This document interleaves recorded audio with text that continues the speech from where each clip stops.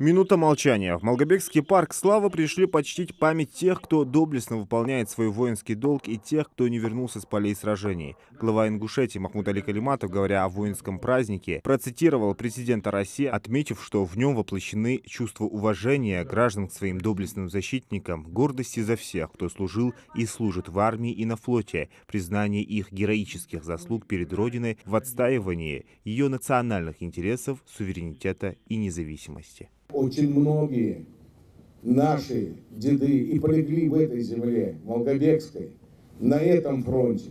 Но я вам скажу, дивизия азербайджанцев здесь была, дивизия была грузинская, дивизия армянская. Все казаки, которые жили здесь, тоже стояли здесь на защите, тоже стояли. В школе, я вам вот приводил этот пример, в Вознесеновской школе, там же вот эти женщины защищали небо Малгобека. Герои, 5 женщин, они, как называли их, ночные ведьмы, как их немцы называли. То есть 23 февраля это не просто день, это день наших братьев, наших отцов, наших внуков, наших родных и близких. В боевую, военную летопись ингушского народа золотыми буквами вписаны имена наших героев, офицеров и генералов, которые обеспечили себе неувидаемую славу. Первая мировая, Великая Отечественная, война в Афганистане. Ингуши, добровольно войдя в состав России в 1770 году, в каждую военную кампанию доказывали верность Родине. Их ратные заслуги отмечены высокими наградами Отечества. И даже сейчас, когда появились серьезные угрозы стратегической безопасности страны, военнослужащие и мобилизованные из нашей республики доблестно несут службу в зоне СВО, отметил Махмуд Али Калиматов. Сегодня мы должны поддерживать наших солдат, офицеров, матросов, генералов. И мы можем гордиться. У нас их много. Много, я говорю.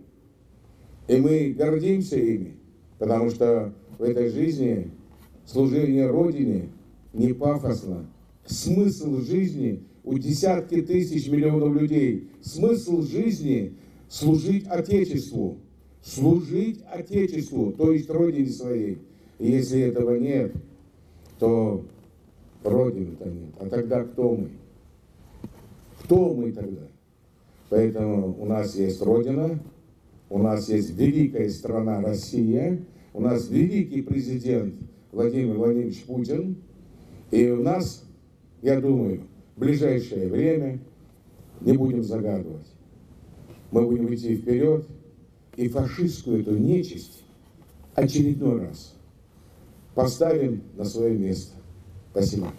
Многие наши земляки в ходе спецоперации награждены орденами и медалями, а гвардии капитану Хамхоеву Адаму Ераховичу присвоено высокое звание Героя Российской Федерации. Сегодня вооруженные силы России показывают способность решить самые сложные, ответственные задачи по обеспечению безопасности нашей великой многонациональной страны, ее спокойного и благополучного развития. Сегодняшний день был в свое время омрачен депортация ингушского народа. Тем не менее, сегодня в своем выступлении глава республики сказал, что мы умеем разделять, как он выразился, муху от котлеты, правду от неправды.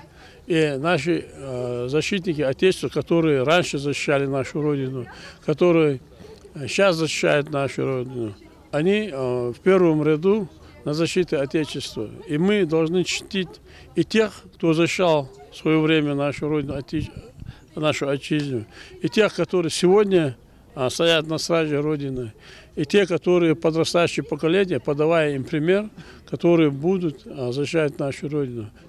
Администрация, глава города Болочики, Сахан, Камяджик, Маснат, Камяджик, Молдовчо, Сахан, Нахан Хамдадикат, Дугдадикат, Молтиждишат, Зде дисулдас, вен хадбож, кагина хадижа, хамажда, вадин малдашан, вен дисулдас. Но у этого их должна хам дивай, так ертан день защитника Отечества Алцина. Тогда что вен хам хой тан, вен ёжа положение хожим бие Украина дол мет цикчевой кагинабы. Там беш кагинабы, дал это бахубцан, дал мяш тина китил. На примерах мужества сейчас воспитывается подрастающее поколение. В День защитника Отечества курсанты Горского кадетского корпуса и участники юноармейского движения получили из рук главы Ингушетии медали юноармейской доблести. Вот так вот. Так, вот, как молодец. Мы ценим всех, кто воевал в этот день, защищал наш город.